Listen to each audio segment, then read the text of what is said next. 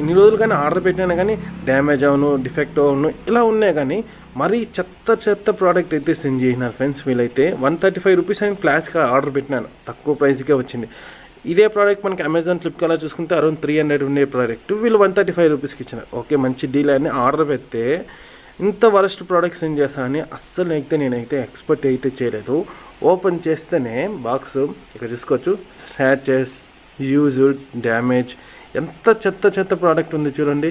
ఇది ఎవరు మళ్ళీ రిటర్న్ చేసిన ప్రోడక్ట్, ఇది అలానే సెల్లర్ వాళ్ళు అలానే సెండ్ చేసినారు మళ్ళీ రిటర్న్ కస్టమర్కి. ఇక్కడ చూసుకోవచ్చు డ్యామేజ్, వాళ్ళు యూజ్ చేసిన టీ అన్నీ ఇందులో అయితే క్లియర్గా ఉంది చూసుకోవచ్చు. ఇంత వరస్ట్ ప్రోడక్టా, దీన్ని ఎలా యూజ్ చేస్తాం చెప్పండి? అసలు చూసుకుని పంపిరా, ప్యాకింగ్ చేసేప్పుడు అట్లీస్ట్ మీరు చూసుకోరా. అరే కస్టమర్కి ఇంత చెత్త ప్రోడక్ట్ పంపిస్తారు, వాళ్ళు ఎలా రియాక్ట్ అవుతారో నీకు తెలీదా? అదే మళ్ళీ ఈ ప్రోడక్ట్ రిటర్న్ చేస్తారు కస్టమర్ అని